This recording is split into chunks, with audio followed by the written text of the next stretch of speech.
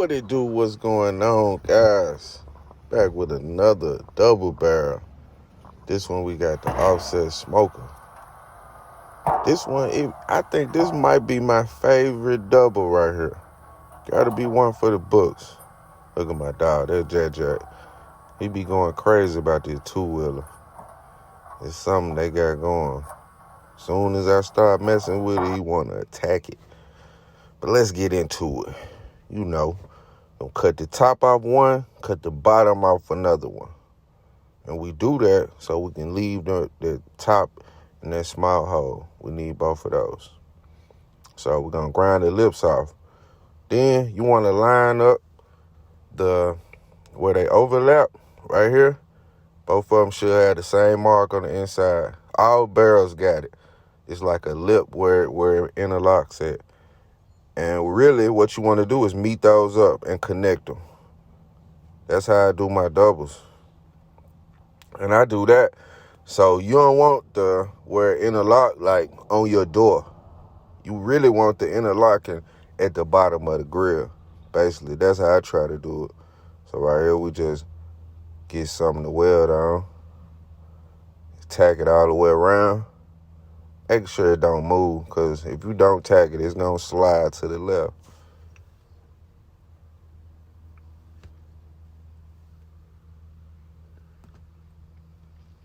Hit. Come on now. With the flux core. Come on now. On the barrels. It's hard stacking dimes on the barrel. I don't care what nobody said. Let's go get this frame. And I had to frame my legs. I think I did them at 32. They're 32 inches. And it's a 21 and a half inch bar across the middle. So I just go 7 inches from the top and meet them up. That's why I weld the bar. So you'll have 7 inches. That's where it locks in, right there where I'm welding at. Fit in perfect. It's my wheels right here. It's an 8 inch solid. And we got the 3-inch swivel. It's the only one they had with a brake on it. Man, the caster wheels is so iffy. Sometimes they got them, sometimes they don't. And then when they do got them, they don't got the brake. Or if they got them with the brake, it's only a 3-inch. So, man, I need a direct supply on caster wheels. But anyway, let's go and flip him over. You already know. A little solo action. Making sure everything even. Pop string, baby. You already know. Pop string on every bill. Once we cut the top, then we'll put the hinges on. Grind the face down, really. Get everything grinded down. Cut the top, put the hinges on. And we'll finish cutting the front of the door. Make sure everything is even, baby. Stop playing. Check out the insides.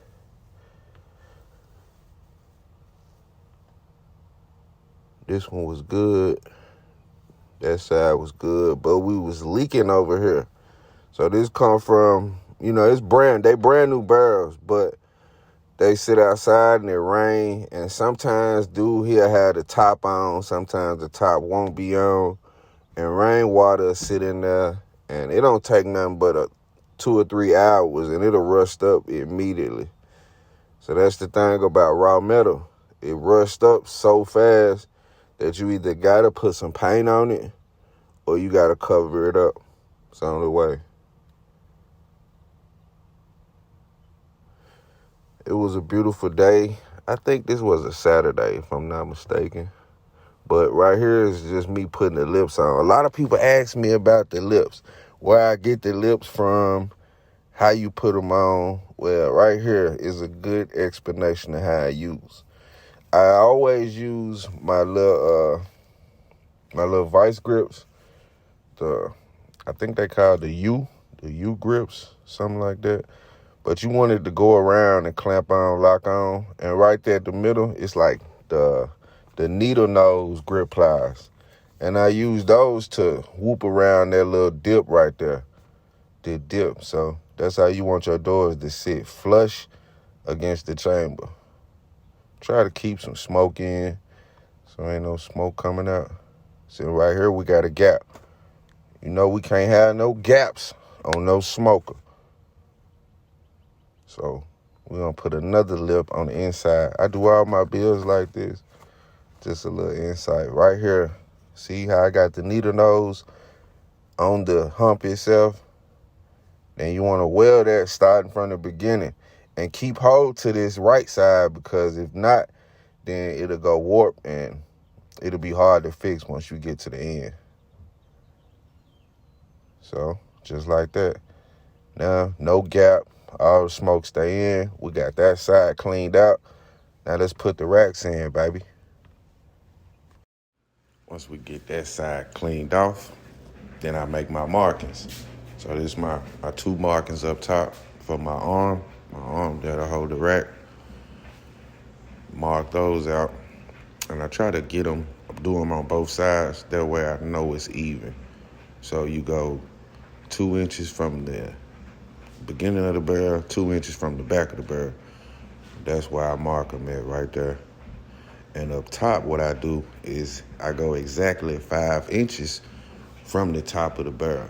That way I know for a fact if I go 5 inches on the left side, it's gonna be exactly 5 inches on the right side.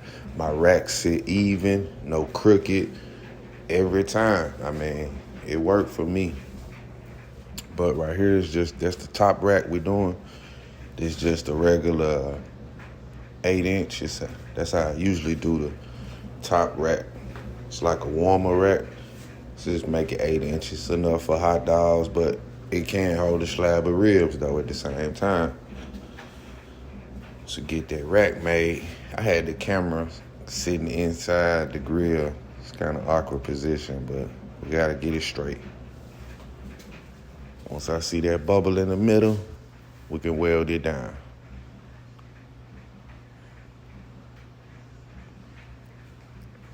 So once we get that made, then we'll build the racks themselves. Everything sits even, the same height. And I actually took the 8-inch top rack off because the customer wanted the extended racks. So the top rack itself is 15 inches. So I just made it longer, took that out. We're gonna do a bar rack on the whole right side. So the bottom and the top rack will both be bar racks. And this is a custom order, but I will do it. You just gotta request it. But yeah, everybody love those bar racks, man. Bar racks go crazy. But yeah, once we finished those, and I did the top one, this was my first double barrel. Well, this was my first barrel, period, where I put the bar racks inside. I usually just do that for the hot water tanks. That's where the idea came from. But right here, this is my smoker. Just trying to see my markings for when I make my cut. So right here, where the blue tape is where I cut off, basically. Once we get that cut up, and you see how it sit in there? So you cut like a 1/2 inch off the lip.